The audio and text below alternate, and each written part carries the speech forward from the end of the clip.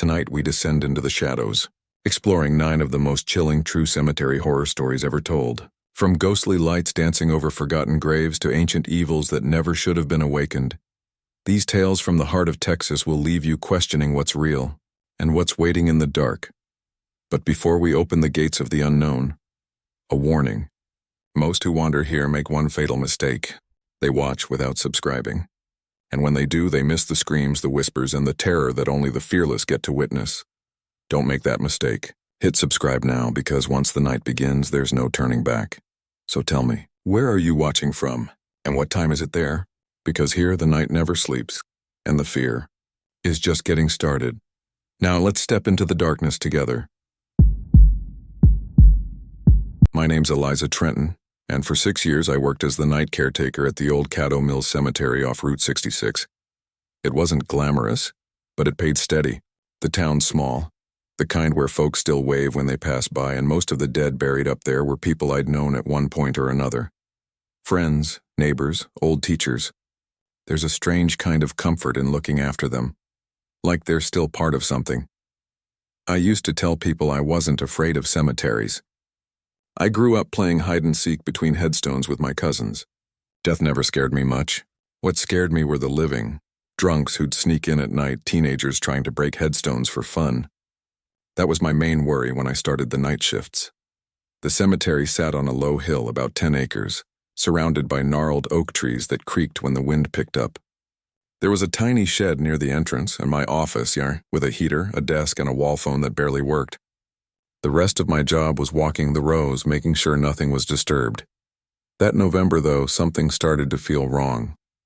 Not boo ghost wrong, just off. It began with the humming. The first time I heard it, I figured it was wind, the kind that whistles through cracks in the fence and plays tricks on your ears. I was near the far south side, close to the older graves, when I caught it. A low, steady vibration, faint but rhythmic, like the distant sound of a choir practicing without words. At first, I thought maybe it was coming from the church down the road. They sometimes held late services, but when I stopped walking, the sound stopped too. Dead quiet. I even held my breath to listen. Nothing but wind. Then I took another step, and the humming started again. I remember shining my flashlight around, half expecting to see someone crouched behind a gravestone, maybe one of those prank kids. But there was no one, just the stones, the grass swaying, and that deep hum that seemed to move through the ground itself. I told myself it was my imagination. Fatigue, maybe. I'd been working long shifts. Still, when I went home that night, I kept hearing it in my head, a soft, wordless murmur, rising and falling like someone breathing just beneath the floor. The next few nights I tried not to think about it, but around midnight it would start again, always near the same section, the southern edge where the oldest graves were. The ground there was uneven, the names nearly faded from the stones. By the 4th night, I decided to find the source. I crouched by one of the markers, Margaret L. Cooper, 1889-1911, and pressed my hand to the earth.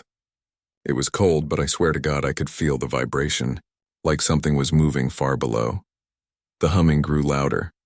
I leaned closer, pressing my ear to the damp soil, and for the briefest second, I heard words. A tune, a woman's voice, faint but clear, singing in what sounded like Latin. Then I realized it wasn't Latin, it was English, and the words she sang were my own evening prayer. Now I lay myself down to sleep. I stumbled back so fast I nearly fell over a headstone. My flashlight slipped from my hand and rolled into the grass. The sound cut off instantly. Just gone. When I finally caught my breath, I told myself it had to be a coincidence. Maybe I'd heard an echo of my own voice earlier, or someone had been nearby. But the nearest house was half a mile away. I locked up early that night and went home shaking. A few days later, my boss, Henry, called me into his office. He was an old-timer, smoked too much, skin like leather. "Eliza," he said, "folks have been talking. Have you seen anything weird out there?" I hesitated. "Weird how?" He leaned back, squinting at me through smoke. "A couple of people said they heard music coming from the graveyard last Sunday night. Like a choir or something. You know anything about that?" I shook my head. "Probably wind. Very strange out there." Henry nodded, but his eyes lingered. "Yeah, probably." But I could tell he didn't believe it. And truth be told, neither did I. That night I brought a tape recorder, one of those cheap handheld ones. I set it on the grass near the southern edge and walked a few paces away. Then I waited. The wind was calm, the moon bright enough to see without the flashlight. Around midnight it started again, low, mournful humming, drifting up through the soil like air bubbling through water. I didn't move. I just let it happen. The tune was clearer now, almost beautiful in a way that made my stomach twist. It sounded like dozens of voices all harmonizing, men, women, children, but there was no sense of direction. The sound came from everywhere and nowhere. When I finally turned the recorder off and played it back, I felt my blood go cold. There was no sound, no humming, no wind, just dead silence, except at the very end, right before I stopped recording. A faint voice on mine, "Please, help me." I never said that. I threw the recorder into the creek behind my house the next morning. Over the next week, things escalated. Tools went missing from the shed. My flashlight batteries kept dying, even brand new ones. The old oak near the gate started dropping branches for no reason. Always around the same hour, the humming started. One night, I caught a movement near the far fence. A tall shape, human-sized but too thin, standing between the stones. I shouted for it to stop, but it didn't move. When I shone the light on it, there was nothing there. Just 2 footprints in the mud leading toward the grave of Margaret Cooper. That's when I stopped walking on the south side altogether. But I still had to clock in. So I stayed near the shed, kept the radio on low, and tried to ignore the strange vibrations that would pulse through the ground when the clock hit midnight. It went on like that for weeks. Then, just before Christmas, Henry called again. "Eliza," he said, "I need you to check the southern lot tonight." A storm blew through, knocking down some markers. "Can't leave it like that for Christmas," I tried to argue. Said the ground was too soft from the rain. Said I'd do it in the morning. He insisted. "Just a quick sweep. You'll be fine." So I went. The air was wet and heavy, thick with that metallic smell of rain and something else. Old decay, maybe. The clouds were low, swallowing the moon. I made it halfway down the hill when I noticed the ground felt strange under my boots. Soft, almost spongy. The flashlight beam jittered across the stones, catching glimpses of names half buried in mud. Then I saw it. A section of ground had sunk inward, like a shallow pit, right in front of Margaret Cooper's grave. As I leaned closer, the humming started again, louder than ever. Only now, it wasn't just humming. It was singing, full words, voices layered over each other in a sound that was both beautiful and completely wrong. Like a hymn played backward, the ground began to tremble. My knees went weak, and then I heard it, my name, Eliza. It wasn't one voice. There were dozens. "Eliza, please help me." My flashlight flickered, and I saw movement beneath the soil, like hands pressing from underneath. The earth shifting with slow, deliberate force. I screamed and ran. I didn't stop until I reached the shed. I locked myself inside, turned off the light, and sat there shaking while the voices outside rose and fell like the tide. They kept calling my name until dawn. When I finally opened the door, everything was still. The sun was up, birds chirping. The ground by Margaret's grave was perfectly smooth, like nothing had ever happened. I quit the next day. Told Henry I couldn't handle night work anymore. He didn't argue. Said he understood. But here's the thing, a few months later I ran into him at the diner. He looked pale, like he hadn't slept in days. I asked how things were at the cemetery. He hesitated. "Strange," he said quietly. "Really strange.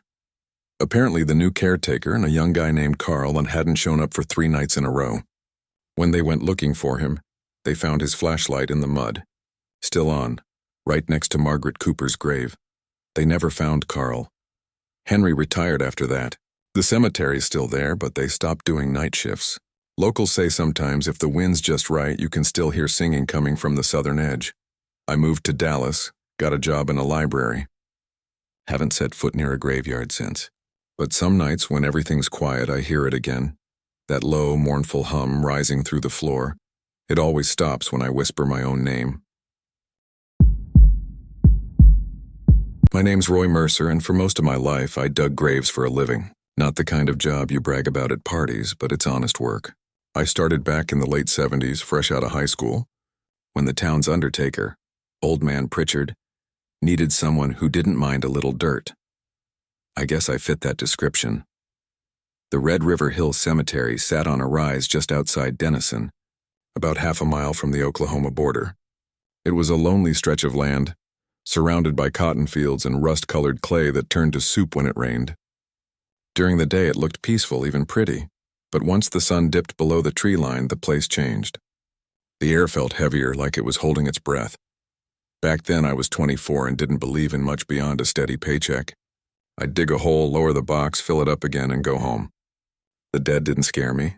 They were quiet, predictable. It was the living that caused trouble. Kids sneaking in to drink, vandals tipping headstones, folks daring each other to spend the night among the graves. That was why Mr. Pritchard started paying me extra for night duty, to keep watch after burials, make sure nothing got messed with. And for a while, it was just that. Boring nights, thermos coffee, and a transistor radio buzzing out country songs. Until one night in the fall of 1982, that's when I found the footprints. It was late September, cool enough that you could see your breath if you exhaled hard. The wind carried that damp, earthy smell that always follows rain. We'd buried a woman earlier that afternoon, Evelyn Dorsey, 72, widow, stroke victim. Her family wanted her laid to rest next to her husband, near the north fence where the ground sloped down toward the river. I came back after dark to check on the site, mostly to make sure no stray dogs or raccoons had messed with the fresh dirt. It was about 11:30, moonlight silvering the gravestones. My flashlight beam cut across the rows, picking out names I'd come to know by heart. Barnett, O'Hara, Dorsey, Poe. That's when I noticed something odd. Footprints, fresh ones. They started near the main path and led straight toward Evelyn's grave. Deep impressions, the kind you get when the ground's still soft from rain. They weren't mine, I hadn't walked that way yet. And they were bare feet. You could see the toes clear as day. Now normally I'd chalk it up to some kids fooling around, but these weren't child-sized. They were long, narrow adult feet, maybe a man's, maybe a woman's, hard to tell. What got me was how deep they went. Whoever made them had to be heavy, or the ground wasn't fighting back the way it should. The trail stopped right at the mound of fresh soil over Evelyn's casket, and then started again. On top of it, it looked like someone had walked across the grave. I remember just standing there, holding my flashlight, feeling my skin go tight all over.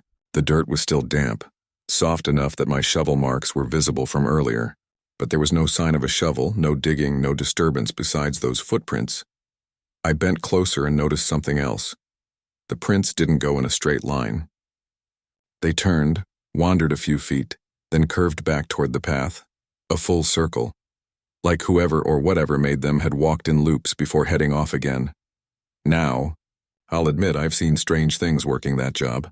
Once we buried a coffin and heard knocking from inside during the ceremony. It turned out it was just a piece of wood expanding from the heat.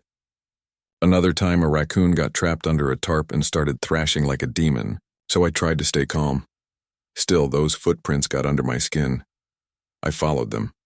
They led across the grass, weaving between headstones, sometimes fading where the ground got harder. Every few yards they'd appear again. Bare, wet impressions like the person had just stepped out of a river. I kept the beam steady, tracking them downhill toward the southern fence. The radio on my belt hissed with static. I could hear my own boots crunching gravel. Somewhere in the trees a whippoorwill cried. Then the prints turned again, headed back up the hill. And that's when it started feeling wrong because they were leading me in circles. Big, looping circles around the older section, the part folks called the Hill of Sleep. That's where the earliest graves were, dating back to the 1800s. Most were unmarked now, their stones worn smooth or toppled by storms. You could walk through there and not even know how many were buried beneath your feet. The footprints wound through that section like someone pacing restlessly.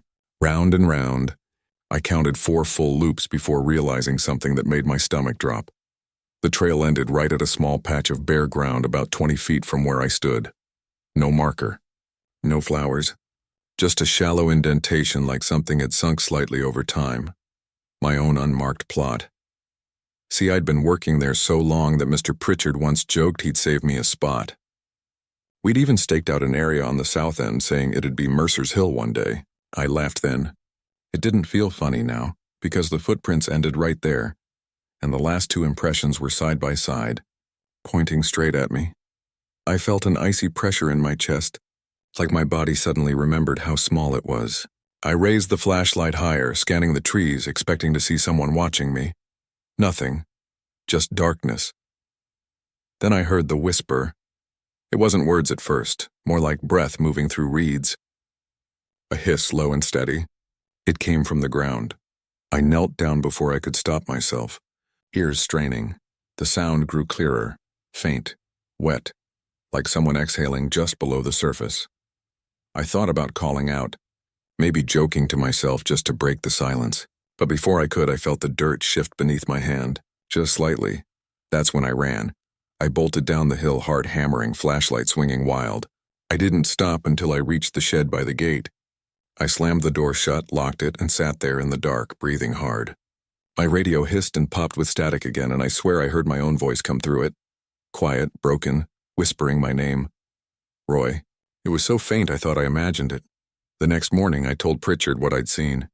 He just laughed and said, "You've been drinking on the job, son." When I swore up and down it was real, he looked at me the way people look at a dog that's gotten too old to hunt. "Tell you what," he said finally. "Take a few nights off. Cemetery'll keep." I didn't argue, but curiosity's a stubborn thing. 2 nights later I drove back out. I told myself I just wanted to prove it was nothing. Maybe pranksters. Maybe an animal. Anything that made sense. It was colder that night, the wind sharp enough to sting. I parked near the entrance, killed the headlights, and sat for a while just listening. Nothing but crickets and the occasional rustle of branches. When I finally worked up the nerve to walk out there, I stuck close to the main path. The flashlight beam trembled a little in my hand. I reached Evelyn Dorsey's grave around midnight, and sure enough, there they were. Fresh footprints. Exactly like before. Bare, wet, leading away from her grave. And right beside them. A second set mine, but I hadn't been there yet. I froze. My breath came out in short bursts. Every instinct screamed at me to leave, but I couldn't. It was like the air itself had thickened around me. Then I heard it again. The whispering. Louder this time, more voices overlapping. Not words I could understand, just broken syllables and gasps. The earth trembled slightly under my boots. I took a step back and felt my heel sink into soft dirt. When I turned, the flashlight beam caught something that didn't make sense. A hole, freshly dug, about 6 feet long. And at the head of it, a wooden board with a name scrawled in chalk, Roy Mercer. I don't remember screaming, but my throat hurt later, so I must have. I ran like hell, stumbled over a marker, dropped my flashlight, didn't even try to pick it up. The path twisted in the dark, every shadow a hand reaching for me. I made it to my truck, tore out of there without even closing the gate behind me. I drove straight to the sheriff's office, told them everything. They humored me, went out the next morning to have a look. When I came back with them, there was nothing. No footprints, no hole, just neat rows of graves like always. The ground where my name had been written looked untouched. The sheriff said maybe I dreamed it. Maybe I'd been under too much stress. I didn't argue. How could I? But I quit the next day. Packed up my tools and never went back. Now it's been more than 40 years. I live down in McKinney now, working maintenance at a storage facility. But every now and then, when the wind's just right, I'll catch the smell of wet earth and feel that same pressure in my chest. And here's the part I don't tell people. A few years ago, I was at a gas station just outside Denison, heading north to see family. The clerk there was an old-timer. We got to talking, and when I mentioned I used to work at Red River Hill, his face went pale.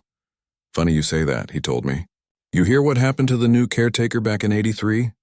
I said no. He leaned in close. They found him one morning lying in a grave that wasn't supposed to be there. No sign of struggle, just like he laid down and never got back up. And get this, there wasn't even a headstone. Just a wooden board with a name on it. I asked what the name was. He frowned, trying to remember. Something Mercer, I think. Sound familiar? I paid for my gas and left without another word. Haven't been back since. But some nights I dream of the cemetery, the hill, the graves, the footprints circling in the moonlight. And in those dreams I can hear the whisper again. Only now it isn't asking for help. It's welcoming me home. I was 17 the summer I saw the woman under the cross. Back then, Wichita Falls was smaller, quieter. The kind of Texas town where people left their doors unlocked and teenagers found their own fun on back roads and creek beds. I lived on the north side, in a house that rattled every time a freight train passed. My best friend Tommy Dale lived 2 streets over. We'd been inseparable since grade school. Same baseball team. Same Sunday school.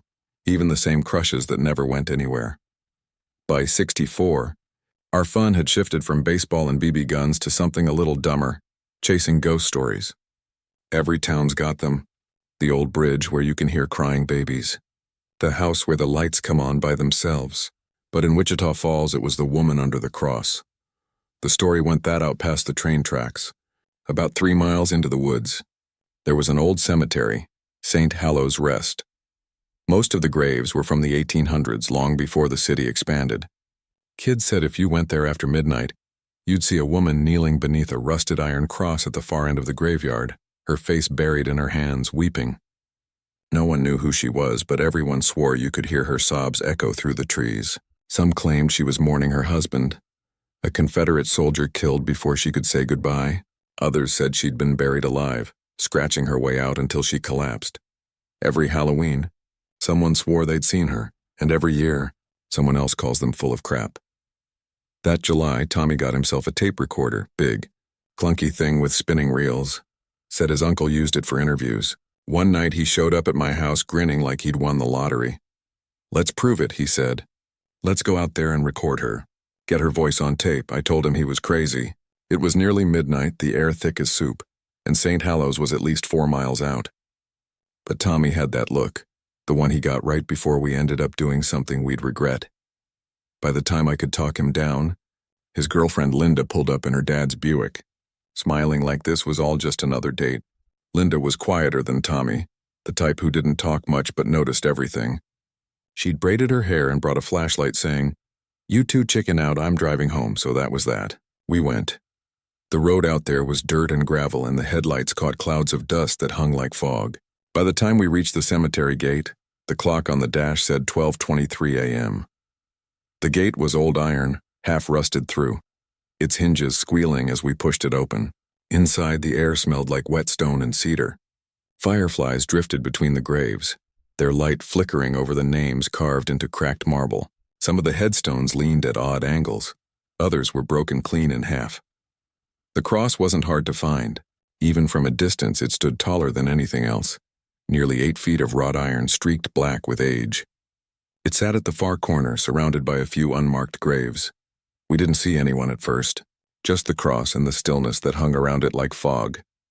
Tommy set up the recorder on a flat tombstone, turned it on, and nodded at me. "If she's real, we'll catch her crying." The machine started to hum, the reels spinning slow. We waited. 5 minutes passed. Nothing. 10 minutes. Still nothing but crickets and the occasional snap of a twig. Then Linda whispered, "Listen." At first I didn't hear it. Then I did, faint, drawn out like wind passing through a tunnel. But it wasn't the wind. It was a voice. A woman's voice. Soft, broken sobs drifting through the trees. It came from the direction of the cross. Tommy's eyes lit up. "You hear that?" I nodded, but every instinct told me not to move closer. Linda raised the flashlight, and that's when we saw her. She was kneeling at the base of the cross, head bowed, shoulders trembling. Her hair was long and black, almost touching the ground, her hands clasped like she was praying. The beam hit her dress, a pale gray, torn near the hem, and for a split second she looked solid, real. Then she lifted her face, and I swear to God, there was nothing there. No eyes, no mouth, no features at all. Just a blur where her face should have been, as if the light refused to show it. Linda gasped and dropped the flashlight. The beam spun across the dirt, and when it steadied, the woman was gone. The cross stood alone again, shadow stretching long over the ground. Tommy fumbled with the recorder, his hands shaking. "We got it," he said. "We had to have gotten that." We ran back to the car, slamming the door shut like that would somehow protect us. He rewound the tape and pressed play. For the first few seconds, all we heard was static. Then the faint sound of crickets, then crying not from far away, right beside the microphone. It was soft, ragged sobbing, rising and falling like waves. Then came whispering. We couldn't make out the words, just the sound of a woman repeating something over and over. Linda reached forward and turned up the volume. That's when we heard it. A new sound. Underneath the crying and faint but distinct, scratching, slow at first, then faster. Nails against wood.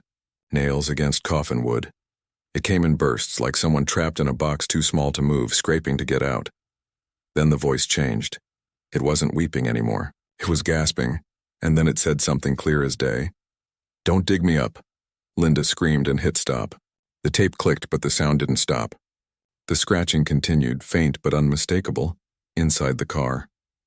We threw the doors open and ran. We didn't stop until we were half a mile down the road. The recorder was still in the Buick, sitting on the passenger seat, spinning even though it should have been off. Tommy finally went back for it the next day, in daylight. The cemetery was empty, but when he popped the tape out, the magnetic strip had warped, melted somehow, like it had been held too close to a fire. He still played it once more before tossing it. I wasn't there, but he told me later what he heard. It wasn't crying anymore. It was breathing. Slow, steady, as if someone was lying just beneath the microphone. He swore he heard dirt shifting, and a faint whisper. Almost out. We didn't talk much after that.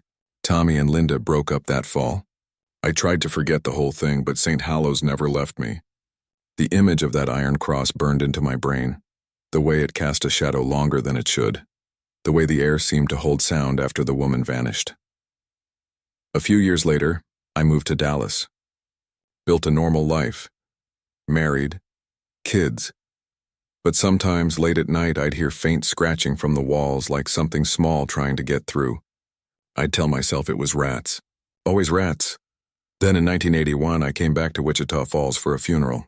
My aunt had passed. The service was at the new cemetery, but I drove past St. Hallows out of curiosity. The road was still there, but the gate was gone, torn off its hinges. The whole place was overgrown with weeds. The cross was still standing, though, leaning slightly, rust-streaked like dried blood. Out of habit, I got out of the car and walked closer. The air smelled the same, damp earth and cedar. That's when I noticed something I hadn't seen before. There was a name carved into the base of the cross. Faint but readable. Evelyn Grace Dorsey. The same Evelyn Dorsey who'd been buried at Red River Hill Cemetery. The one from the story they tell over in Denison. My stomach dropped. That was over 50 miles away. How could her name be here? I ran my fingers over the letters. They were new, freshly cut. Then I heard it, that same soft sobbing, drifting from somewhere behind the cross. I didn't turn around. I just walked backward until I hit the car door, got in and drove off. A few years later, I read in the Wichita Falls Times Record News that the city planned to clear St. Hallows entirely, said the land was unstable. During the removal, one of the workers fell through a patch of soft soil. They found a coffin underneath, unmarked. Inside wasn't a skeleton, just fingernail scratches along the lid. Hundreds of them. No one claimed the body. They buried it again, this time under a plain white marker with no name. I never went back. Now it's been decades. I'm an old man telling stories no one believes. Kids think it's just another ghost tale. Maybe it is. But sometimes when the house is quiet and I can't sleep, I'll hear that faint sound again and a soft rhythmic scratching. Just beneath the floorboards, it always stops when I whisper, "Evelyn, don't," and somewhere far away, I swear I can hear her answer, almost out. I still remember the day they planted the willow. It was the spring of 1987, warm and quiet, the kind of Texas morning when the air feels thick enough to drink. My daughter Claire had been gone for 3 weeks. She was only 10 when the fever took her, sudden, vicious, and faster than anyone could understand.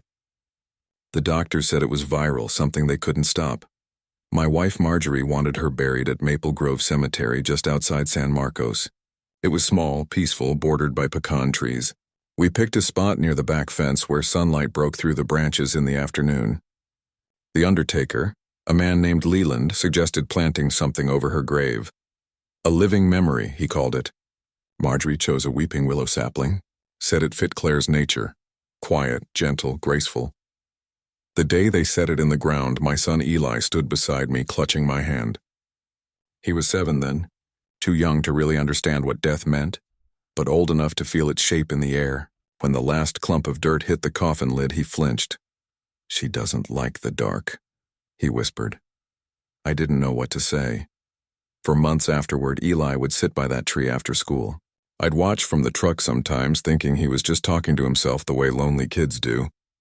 But as summer came on, he started saying things that made my skin crawl. She said she misses Mom's cornbread. She said her feet are cold. She said the bugs don't bother her anymore. Marjorie brushed it off. "He's grieving," she told me. "He needs to believe she's still with him." Maybe she was right. I wanted to believe that too. But one evening I caught him laughing, really laughing at something.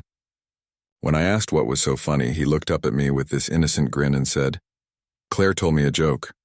"What joke?" I asked. She said, "Dad, it tickles when you stand on me." By August, the willow had doubled in size.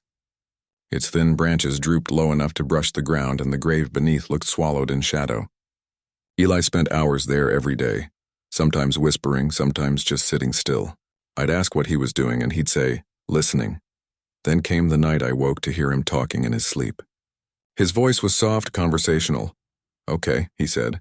"Tomorrow after school. I'll tell him." When I tried to wake him, he wouldn't budge. Just kept mumbling, "She says she's lonely. She says it's cold." That was when I started to feel the fear. I didn't tell Marjorie, she'd been unraveling enough already. But I drove out there alone one morning before sunrise. The air was cool, the dew thick. The willow hung low over the mound like a curtain. When I got close, I swear I heard something. Not voices exactly, more like breathing. The sound of air moving through the leaves. Too steady, too human. I bent down, touched the soil, and froze. It was warm. Not just sun-warmed. The sun hadn't even risen yet, it was warm. That night I couldn't sleep. Every time I closed my eyes, I saw that mound of dirt pulsing like a heartbeat. I told myself it was just my imagination, the mind trying to make sense of loss. But the next morning, Eli came to breakfast pale as chalk. "She's mad," he said quietly. Marjorie looked up. "Who's mad, sweetheart?" "Claire. She said you don't believe me. She said you think she's dead." The spoon slipped from Marjorie's hand. "Eli," she said softly, "your sister's in heaven." Eli shook his head. "No, she's under the tree," she told me. Then he started crying. She said she can't get out. That was the day everything started to unravel. Marjorie wanted to call a priest. I wanted to call a doctor. But before we could decide, Eli disappeared. It was close to dusk when we noticed he was gone. His bike was still in the driveway, his shoes by the porch. Marjorie tore through the house screaming his name while I grabbed the flashlight and headed straight for the cemetery. I found him kneeling under the willow, hands pressed to the soil. His head was tilted like he was listening to something just below the surface. When I grabbed his shoulders, he jerked back so hard he nearly knocked me over. His face was streaked with dirt, eyes wild. "She's calling for you, Daddy," he said. "She says you need to open it." "She's cold." That was enough for me. I scooped him up and carried him to the truck while he kicked and screamed, yelling, "You'll make her mad." He didn't calm down until we were halfway home. That night I sat in the living room long after everyone went to bed. The house creaked around me, the air heavy with humidity and something else. That quiet, dense stillness you get before a storm. Around midnight I heard a faint sound coming from Eli's room. A whisper. I couldn't make out the words, but it had rhythm. A pause, then a reply, then another pause. Two voices, one higher, lighter. I opened the door slowly. Eli was sitting up in bed facing the window. The curtains fluttered even though the air was still. He turned to me, startled. "She says she's almost out." The next morning, Marjorie and I drove back to the cemetery with shovels. I told her I couldn't live another day wondering. She didn't argue. We parked by the fence, walked through the wet grass, and stopped under the willow. The air smelled different, not earthy or damp, but sweet, almost sickly. I pushed the shovel into the soil. The dirt gave easily, soft as if it had been turned recently. After the second scoop, a faint sound rose up. A hollow thump like tapping from below. Marjorie froze. "Please tell me that's a rock." I didn't answer.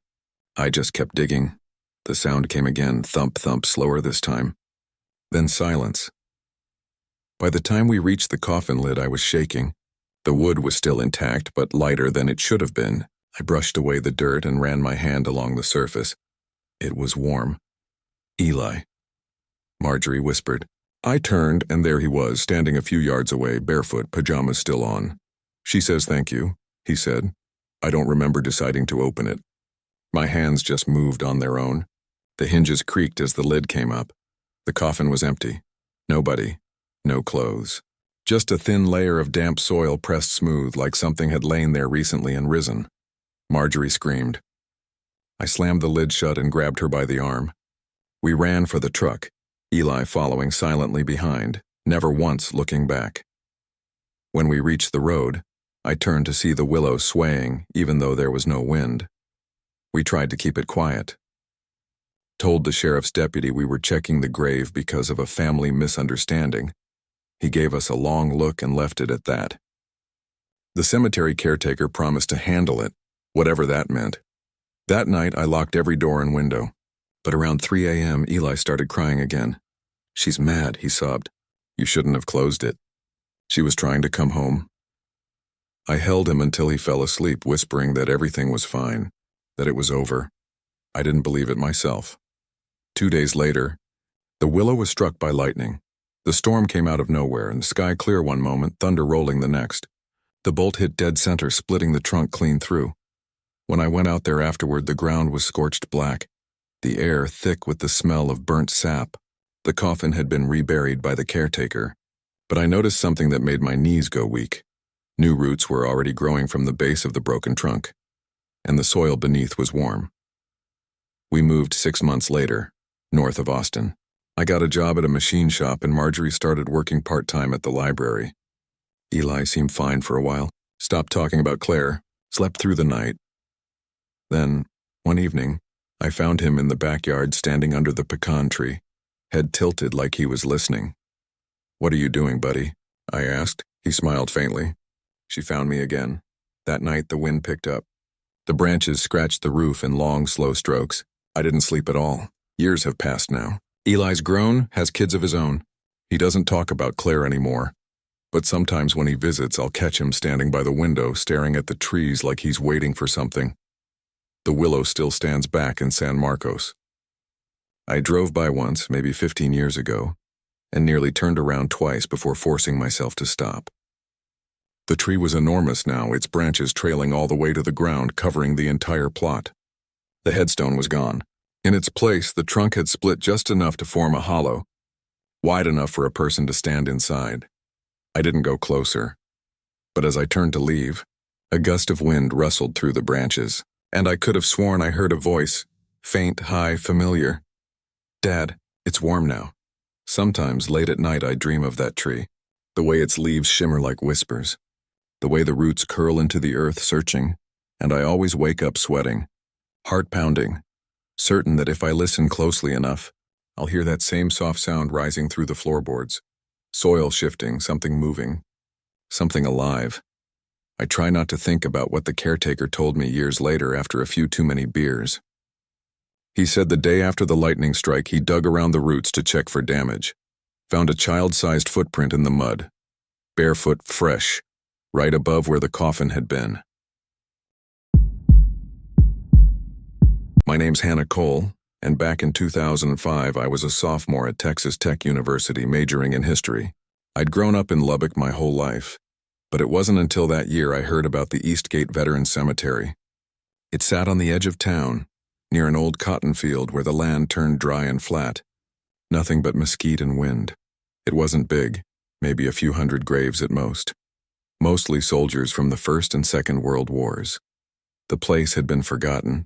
Overgrown, the kind of cemetery that doesn't get visitors anymore. You could drive past it 100 times and never notice it. I found it by accident. For a class project, we had to research a local historical site, document its background, and write a short report. I wanted something quiet, untouched, something no one else would pick. My professor suggested Eastgate. So one Saturday afternoon, I packed my camera, notebook, and recorder and drove out there. It was early March, windy, overcast, with that dusty smell of rain that never comes. The first thing I noticed when I got there was how still it felt. The wind died the second I stepped past the gate. The air seemed heavier somehow, The second thing I noticed was the headstones. They were all identical, simple white slabs, worn smooth from decades of sand and sun.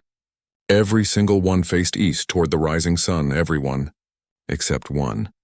It was off near the far corner, half hidden behind a patch of dry grass. Unlike the others, it faced west, turned away from the morning light. The name had worn down, but I could still make it out. I remember smiling a little, Graves of all names. It felt like something out of a ghost story. I took photos, made notes about the unusual orientation, and figured I'd look up military burial customs later. Before I left, I turned around for one last look, and froze. For a second, I could have sworn the stone had shifted. It wasn't much, maybe a few inches, but enough that the corner seemed to angle differently than before. I blinked, thinking my eyes were playing tricks. The light was fading and shadows stretched long across the ground. When I developed the photos later, one of them made my skin crawl. In the first image, the headstone clearly faced west. In the second, taken less than a minute later, it faced north. I told myself it was an illusion. Old stones settle, shift with erosion. Simple, but the thought gnawed at me. That night I mentioned it to my roommate Lila, who was studying photography. She laughed. "You're just creeped out because you were alone in a graveyard. It happens to everyone." "Maybe," I said, "but it moved." "I swear it did," she raised an eyebrow. "You want to go back and check?" And that's how this all started. We went back the next evening around dusk. I brought a compass this time. The wind was worse than before, whipping through the dry grass. We pushed through the gate, and immediately Lila frowned. "It's colder here," she said. She was right. The air was sharp, different, like stepping into a cellar. We walked the rows until we reached the far corner. The stone was still there, facing west again, stubbornly turned away from the others. I pulled out the compass. North pointed straight ahead, meaning the stone still faced west, just like before. Lila crouched down to take pictures, her camera clicking in the quiet. "This guy's the rebel of the group," she joked. "Or maybe he doesn't want to face the sunrise," I said. She grinned. "Maybe the sunrise doesn't want to face him." We both laughed, but it didn't feel right. As we started to leave, I looked back. The last light from the sun caught the stone at just the right angle. For the briefest moment, it looked like there were eyes carved into it. Not deep engravings, just faint indentations in the worn marble, like the shape of hollow sockets staring straight at me. Then the light shifted, and they were gone. That night, Lila woke me up at 2:30 a.m. She looked pale, shaken. "I was editing the photos," she said. "You need to see this." On her laptop, she pulled up the images from the cemetery. The one taken as we were leaving froze me in place. Behind the headstone, faint, almost transparent, was a figure, a man in uniform. His outline was faint, the face half-shadowed, but I could see the shape of his hat, the cut of his jacket. He wasn't standing behind the stone. He was mirroring it, facing away from the sunrise. I told her it had to be lens flare or light reflection, but neither of us believed it. I went back the next morning alone. I don't know why. Maybe I wanted to prove it was nothing, or maybe I wanted to see if it really was something. The air was dry and still.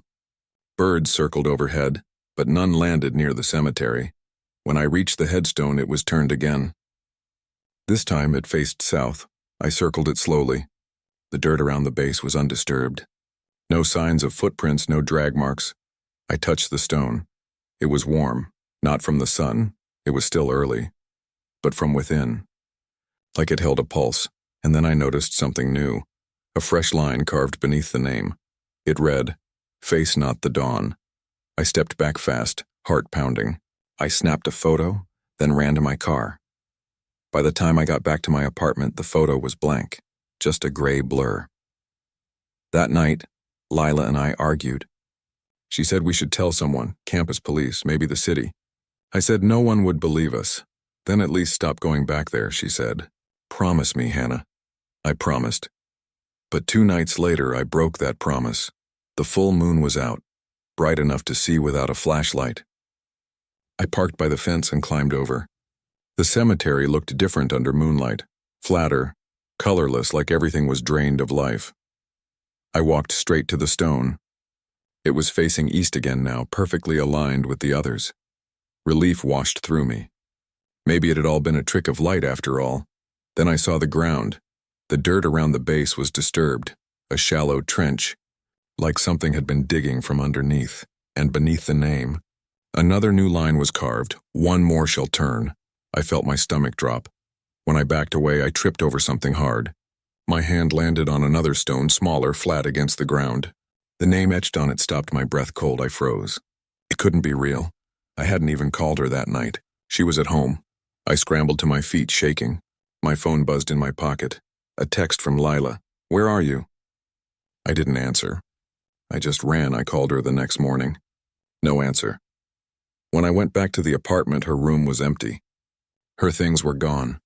Her laptop, her photos, everything. The landlord said she'd left early, said she came by in the night, dropped off her keys, and said she was moving out for good. But she never told me. She never told anyone. I drove straight to the cemetery, heart racing, half praying it was all a bad dream. The gate was chained shut now, a wooden board nailed across the entrance. I climbed over anyway. The rows were the same, all facing east. All except one, the one that now read, and at the very bottom in smaller letters, "Face not the dawn." Thomas A. Graves's name was gone. I don't remember leaving. Just headlights, gravel, wind. I stayed in my car the rest of the day, parked behind a gas station, trying to convince myself it wasn't real. When I finally went home, I found something waiting on my desk, a photograph. It showed me standing in front of the headstone. My back was turned to the camera, but in the reflection on the polished marble, I saw my own face, not smiling, not scared, just staring west. The police later told me the cemetery was officially sealed off. They blamed erosion and said old foundations under the soil were collapsing. But I've been back, not inside, just close enough to see through the fence. The headstone still stands at that far corner, still turned west. Sometimes when the light's right, I swear I can see faint shapes in the stone, like faces pressed from underneath, trying to look out every now and then. Someone breaks in, kids on dares, ghost hunters, people chasing local legends. None of them last long. Last year, a hiker found a phone near the fence. The photos on it showed the same headstone with a new name carved into it. Police said there was no record of any Daniel Reed buried there. And if you look at the stone now, you'll see something else just below his name, faint and crooked. I don't live in Lubbock anymore. I moved east, took a teaching job in Austin, and tried to leave it all behind. But sometimes when I wake before dawn, I catch myself turning away from the window, from the sunrise, because I can feel something watching.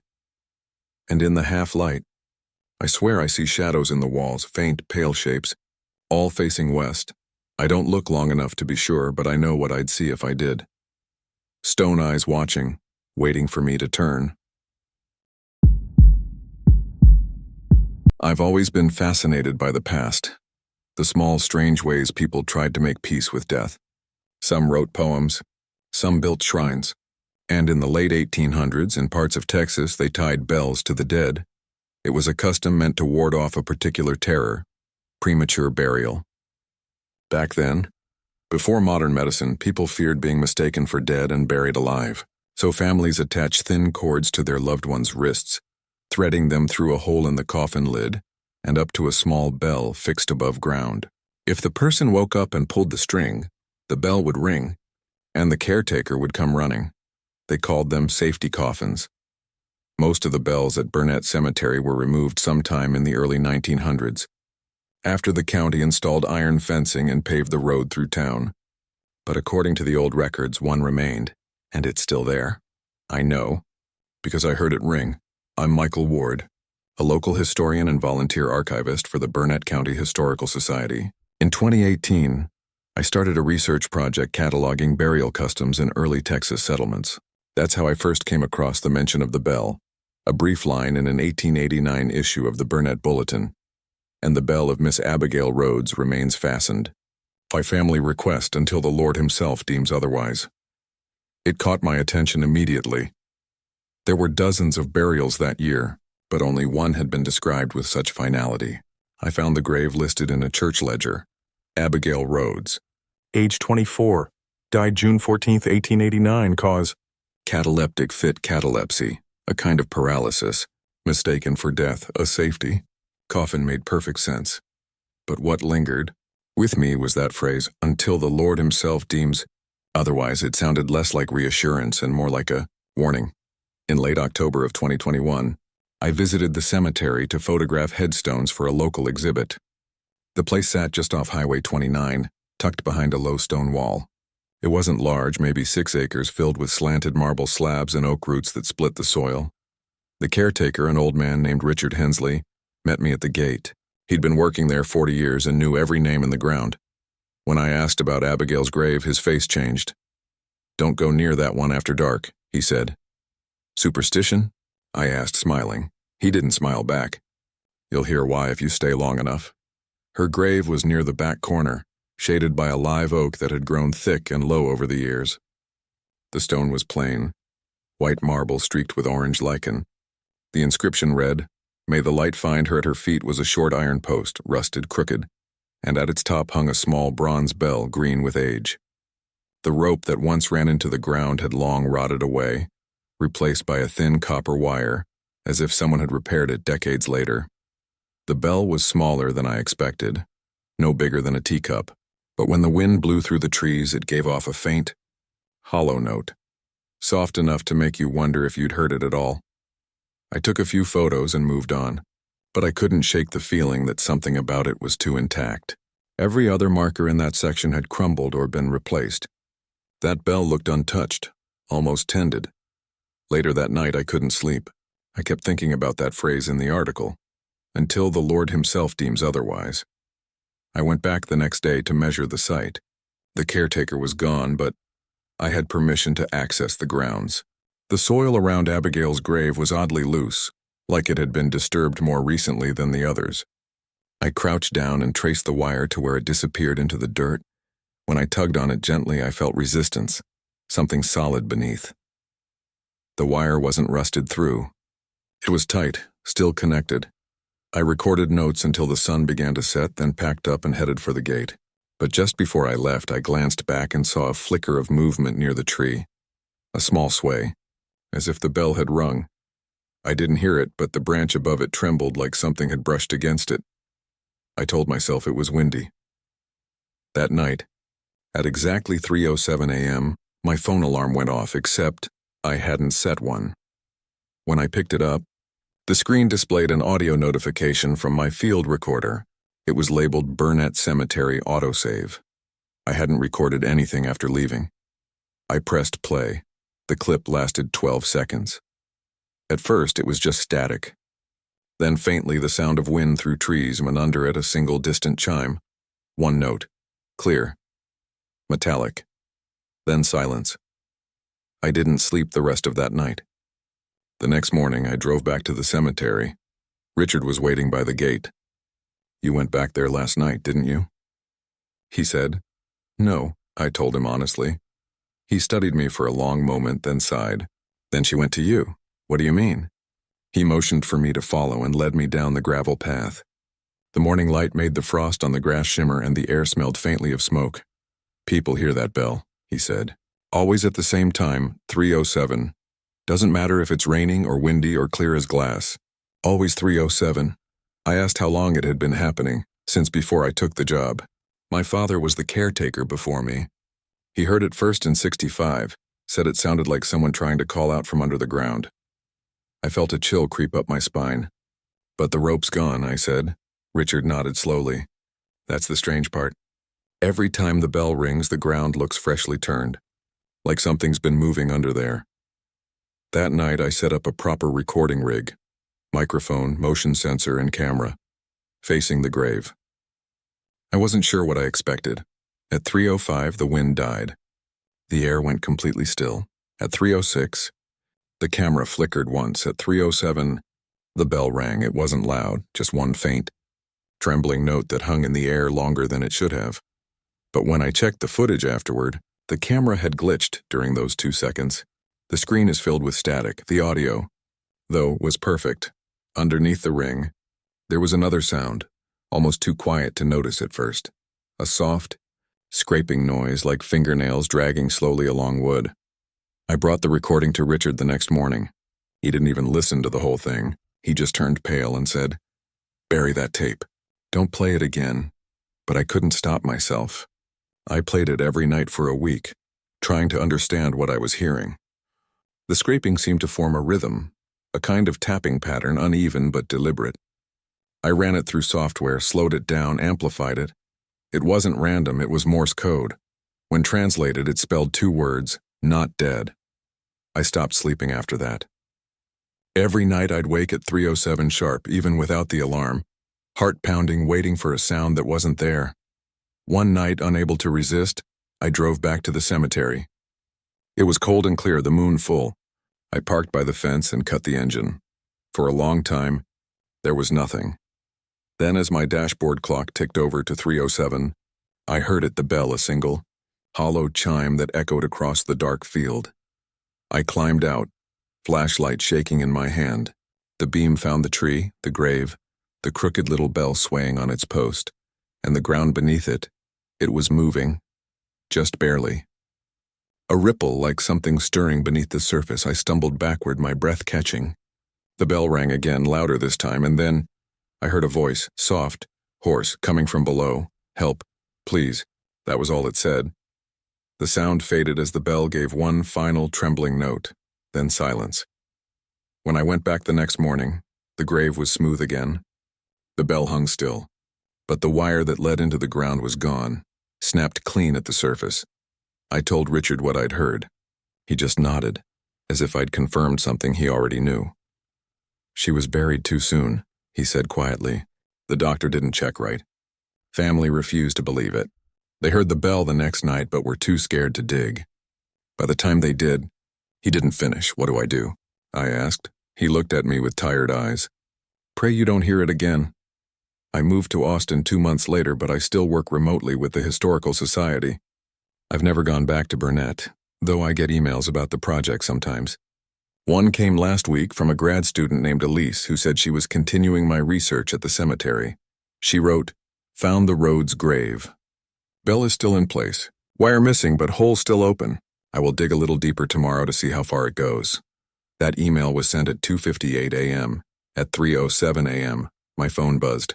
An audio message. No sender. I played it. It was short. One chime, then a voice. Faint, female. Whispering right into the microphone. "Not dead. I haven't slept since. Sometimes, when the house is quiet, I swear I hear it again. A soft ringing. Just on the edge of hearing. It always stops when I check the clock. 7. I deleted all my recordings, burned my notes, and swore I'd never touch the subject again. But last night I got another email. No subject line, no text. Just an attachment, an audio file titled Burnett 2024 3:07 a.m.mp3. I didn't open it, but even now, I can hear it in my head. The faint echo of a bell that shouldn't exist anymore. Tolling for someone who was buried 135 years ago. Someone who was never supposed to wake up. In the summer of 1971, Abilene was hotter than hell. The kind of heat that warped the air and made the asphalt shimmer like black water. I was 16, working weekends at my uncle's hardware store on Hickory Street. That's where I first heard about the mausoleum. It stood at the edge of the old St. Matthew's Cemetery, a stone vault from the 1800s that no one had dared open in decades.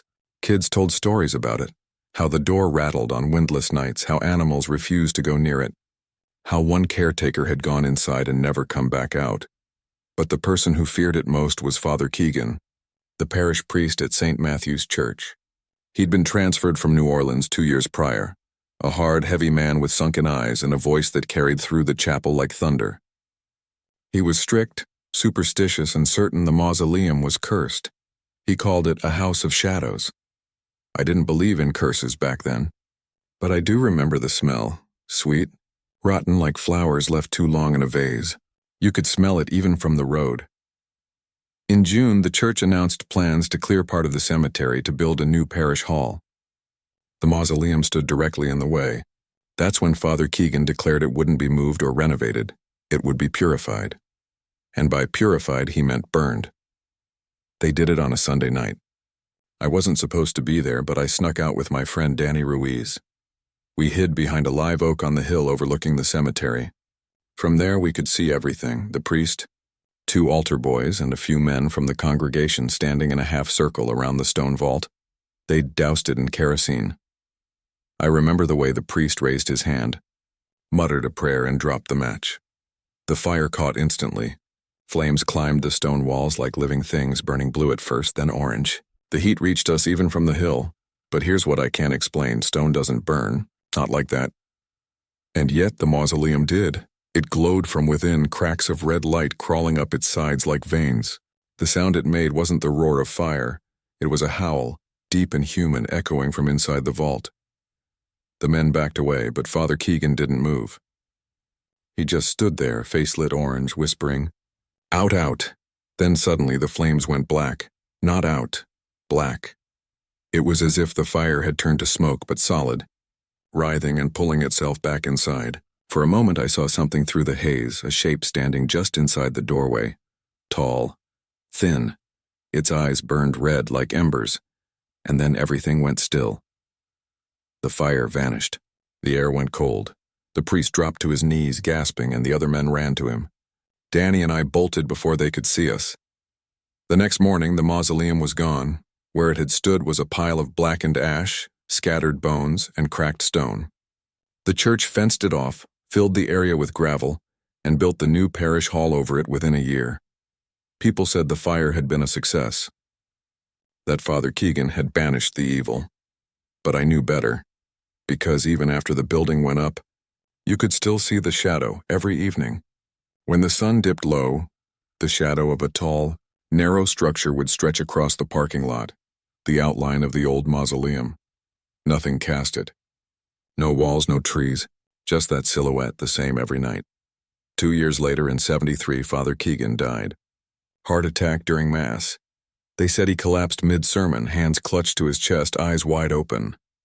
The strange thing, when they carried his body to the churchyard, every light in the parish hall flickered out. And when the undertaker came to fetch him, he swore the priest's body was still warm hours later. I moved away not long after, joined the army, traveled, built a life far from Abilene. I didn't think about that night for decades. Not until last year. My nephew Aaron sent me a link to a video on YouTube. He's one of those drone hobbyists always filming landscapes for his channel. The title read, "Abandoned Church in West Texas. Something Strange on Camera. Unedited Footage." I clicked out of curiosity. The footage showed St. Matthew's Church from above. The parish hall was still standing, though the roof had caved in. The cemetery was overgrown, the stones half swallowed by weeds. Then the drone passed over the lot where the mausoleum once stood. And there it was. The shadow. Perfectly rectangular, blacker than the ground around it, stretching toward the church's broken doors. Aaron's voice came over the video. Weird, right? There's nothing casting that shadow. Just empty ground. I froze. The timestamp read 3:13 p.m. The sun was high. No reason for a long shadow. Then something flickered at the edge of the frame. A figure. Standing in the center of that shadow, looking straight up at the drone. Tall, thin, the same shape I'd seen 50 years ago. I called Aaron immediately. He laughed it off at first.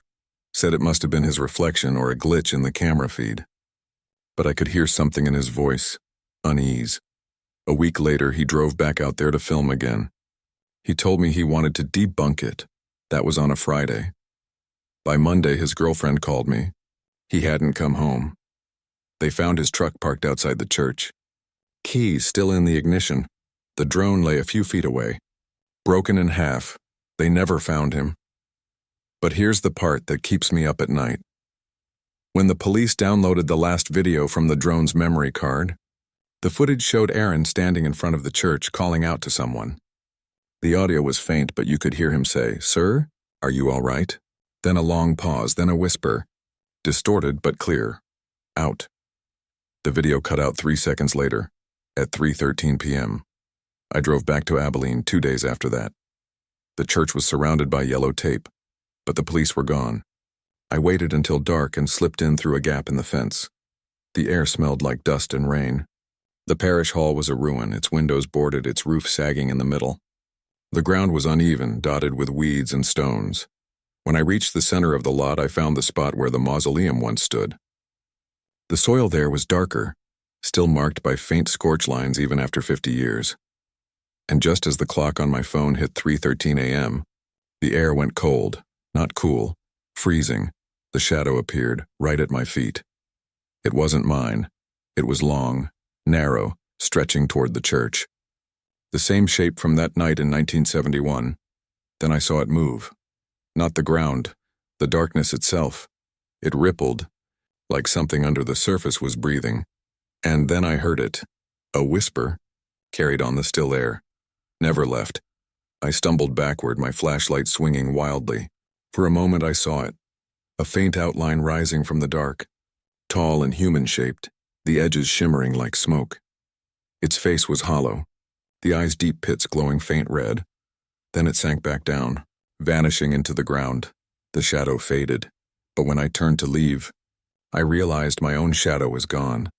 I didn't sleep that night. When the sun came up, I drove to the county archives, hoping to find something, anything that would explain what happened in 1971. In an old file cabinet, I found a document labeled St. Matthew's Fire. It was a single-page police report dated June 13, 1971. Fire contained to the cemetery lot. No fatalities reported. Source undetermined. Unusual phenomenon. One witness, Father M. Keegan, reports shadow persisting after structure collapse. Below it was a handwritten note, faded almost to nothing. If the fire banished the body, the shadow may still cling. That phrase haunted me. Still clinging. I drove back home to Dallas that night. As I unpacked, I noticed the dirt on my shoes, black, fine, like ash. I wiped it away and tried to convince myself I'd imagined everything. But later, around 3 a.m., I got a text from an unknown number. No words, just a photo. It showed the church from above. The shadow of the mausoleum stretched across the lot just like before, only this time, it reached farther, or halfway down the road, and in the center of that darkness stood a new figure. Me. That was 6 months ago. Since then, I've noticed something strange in my own home. In daylight, everything looks normal. But as evening falls, the shadows start to shift. Objects throw longer silhouettes than they should. Corners seem darker than they are. And once, just once, I caught my reflection in the window after sunset. The shadow behind me was taller, longer, moving on its own. Last week, a local news article made the rounds online.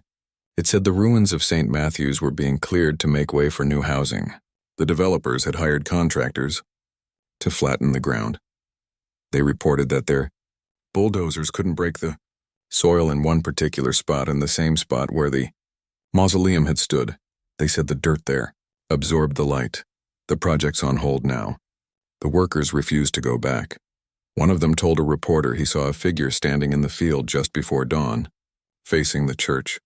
He said it looked like a man, but its shadow was still there long after the sun came up. I haven't told anyone else this, but 2 nights ago I took a photo of my living room at exactly 3:13 a.m. The room was dark, but the flash caught everything. The sofa, the lamp, the bookshelf, and on the far wall and a long, black silhouette of a doorway, a shape that doesn't exist in my house, a perfect outline of a mausoleum. I don't know what Father Keegan burned that night in 1971, or what he let out instead. But whatever it was, it never left. It just learned how to follow the light, and now, wherever I go, when the sun sets and shadows stretch across the ground, I see it, not close enough to touch, just far enough to remind me it's still there, waiting for me to step back into the dark. I never liked taking pictures of the dead, but in the 1950s, that's what paid the bills. My name's Franklin Dodd, and for 12 years, I worked as a funeral photographer in Dallas. These days, people look at you strangely when you say that, but back then, it was common. Families wanted one last image of their loved ones, cleaned up, dressed proper, posed as if sleeping. Some wanted group portraits. The family gathered solemnly around the casket. Others preferred what they called remembrance photos. Soft focus, good lighting, a kind of gentleness that turned grief into art. I told myself it was a service. I helped people remember, but after what happened at Elm Grove, I can't look at a photograph the same way again. The Elm Grove Funeral Home sat on the outskirts of Dallas, near White Rock Creek, a long, low building with pale yellow siding and a sign out front that had started to rust. I worked there part-time, mostly developing film in the back room, though I sometimes helped with viewings. The owner, Mr. Claiborne, was a stiff old man with silver hair and a voice that never rose above a whisper. He treated death like a polite guest, something to be managed quietly, never discussed in public. In the spring of 1952, we got busy. There'd been a fire downtown, an apartment building off Elm Street, and several of the victims were brought to us. Some families wanted portraits before burial. Others didn't come at all. That's when the faces started showing up. The first time I thought it was my mistake. It was a Thursday night. I was alone in the darkroom developing negatives from the Carter funeral earlier that day. The red light buzzed overhead, the smell of chemicals sharp in my nose. I moved the film from tray to tray, watching the images bloom like ghosts rising through water. That's when I noticed her, a woman in the background. Not one of the family, not one of the attendants. Pale, thin, dark hair framing her face. She stood behind the casket, staring straight into the camera. I checked the others.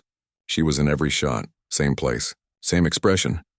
And she hadn't been there when I took the pictures, I was sure of it. I'd been standing there the whole time, adjusting lights, directing the family, waiting for the baby's grandmother to stop crying long enough for a clear exposure. There was no one behind the casket. No woman at all. I called Claiborne the next morning.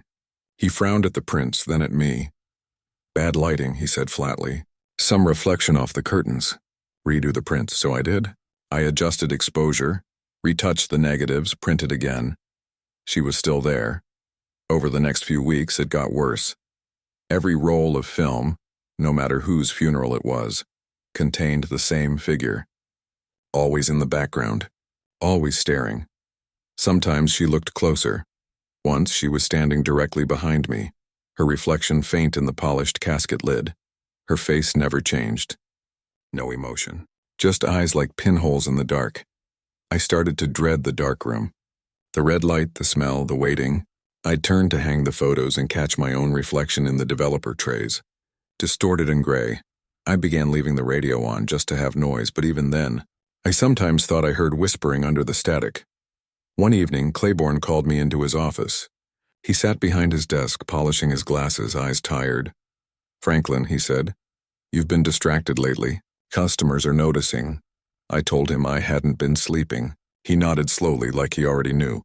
"You've seen her, haven't you?" he said quietly. My stomach dropped. "What do you mean?" He didn't answer right away. He just leaned back and said, "She appears to anyone who stays here too long. We used to call her the guest who never left." Then he told me about Margaret Hale. She'd worked at Elm Grove in the 1920s, a mortician's assistant who supposedly died of pneumonia one winter. But some of the older workers claimed she'd gone mad first. Said she started locking herself in the embalming room, talking to the bodies, calling them by name even when no one had told her. The night she died, someone heard the chapel bell ring 3 times, even though no service was scheduled. When they found her, she was lying on one of the viewing tables, hands folded, face calm, as if she'd prepared herself. The next morning, the photographs from the previous funeral came out ruined. A blurred figure appeared behind every casket. Claiborne smiled faintly. "Some say she stayed because she never had her own funeral, never had her picture taken. That's what ghosts are, Franklin, unfinished portraits." He laughed softly, but his eyes didn't match the sound. "I quit that night. I told him I couldn't do it anymore." He said he understood, handed me my final paycheck, and told me to take care of myself. I meant to walk away from that place for good. But the next morning, I woke up to find a photograph on my kitchen table, one I hadn't taken. It was a picture of me, sitting at my desk in the darkroom, looking directly into the camera, and behind me, her closer than ever. I tore it up and threw it in the trash. That night, I boarded up my darkroom at home and burned all my negatives in the yard. For a few days, I thought it was over. Then the reflections started. It began with the mirror in the bathroom. I'd catch glimpses, a shadow that wasn't mine, standing just behind me, slightly to the left. Sometimes when I turned, the glass would fog over on its own, as if someone had exhaled against it. Then it moved to other places. The window, the toaster, even the silver coffee pot I'd inherited from my mother. Always the same face, always staring. I covered the mirrors. I stopped using anything with a shine. I kept the lights dim, curtains drawn.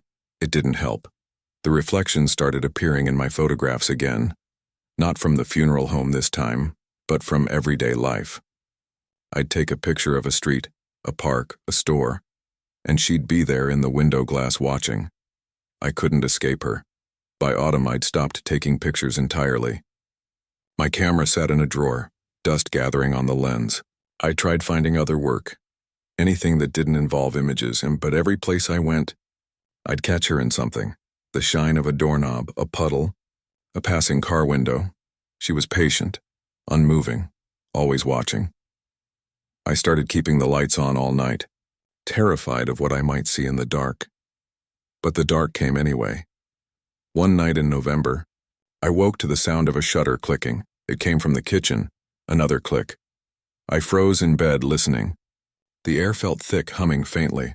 When I finally worked up the courage to look, I saw her standing by the table holding my old camera.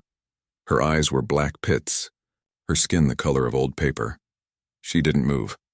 The flash went off once more, bright and blinding. When my vision cleared, she was gone, but on the table sat a fresh photograph, still wet from development.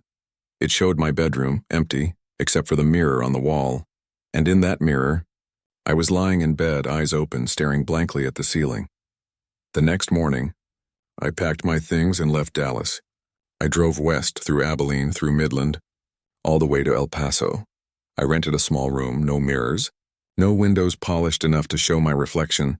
I tried to start over, but sometimes I'll wake in the night to the faint smell of developer chemicals, that acrid mix of vinegar and rot, and I'll know she's close. Last week, I found a photo slid under my door, black and white, grainy. It showed me standing at the window, staring out, and there in the reflection of the glass, her face right next to mine. I've burned every photo I find. It doesn't matter. They come back. Sometimes they're new. Sometimes they're old ones I destroyed years ago. They just reappear. The worst part is she's changing. In the latest one, she isn't just watching. She's smiling. In 1965, I went back to Dallas to close my affairs. The Elm Grove funeral home was gone by then, replaced by a small grocery store. But behind it, the old cemetery still stood, rows of leaning stones and brittle grass. Near the back, half buried in weeds, was a headstone I hadn't seen before. She helped others. A small glass oval was embedded in the stone, the kind that once held a portrait. But the photograph inside was black, completely obscured, as if burned from within. I bent down to brush off the dirt, and for a split second I saw something, not in the glass, but reflected in the metal frame, a face mine, standing beside hers. I don't own mirrors anymore. I keep the windows painted over and only go out at night, when reflections fade into shadow. But no matter how careful I am, I still see flashes of her, in the gleam of a passing car, in the surface of my coffee, even in my own eyes. A week ago, I bought a disposable camera. I told myself it was just curiosity, that I'd take one photo and finally prove there was nothing left to fear. I took a picture of my kitchen table. When the film developed, I almost dropped it. The image showed 2 chairs pulled out, plates set neatly, like a dinner for 2. And across from me sat Margaret.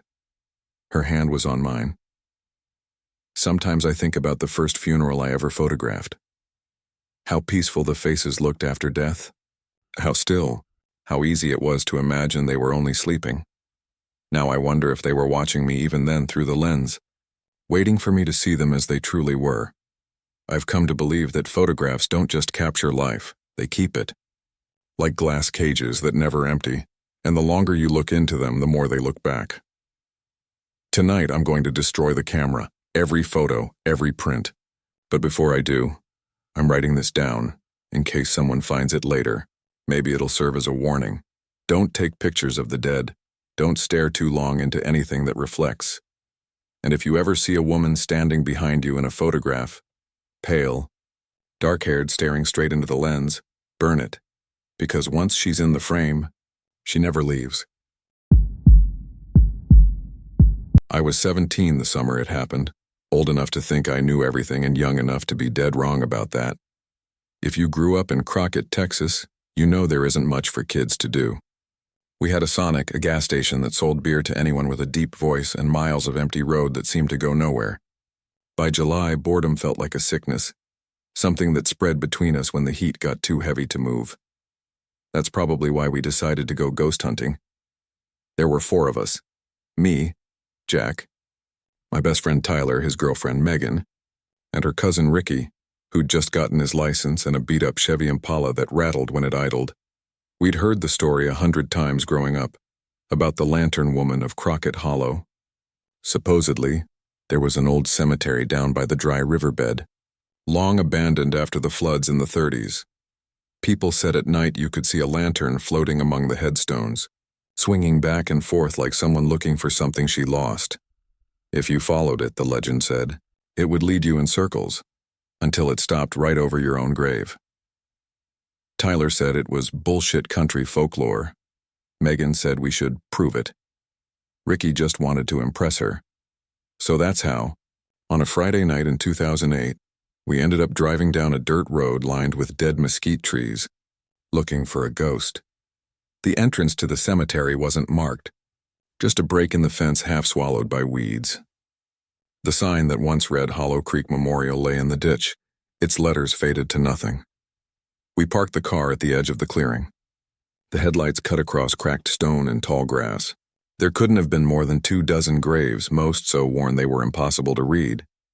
The air smelled like dust and water that hadn't been there in years. Creepy, huh? Ricky said, grinning. Creepy old, Tyler muttered. This place looks like it's been dead longer than the people buried here. Megan elbowed him. Don't be an ass. I just grabbed my flashlight and tried to sound casual. Let's make it quick.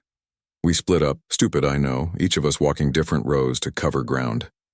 I could hear them laughing and talking as I moved between the stones. My beam caught carvings half swallowed by moss. Martha H., 1887-1903. Daniel J. Carter, beloved husband.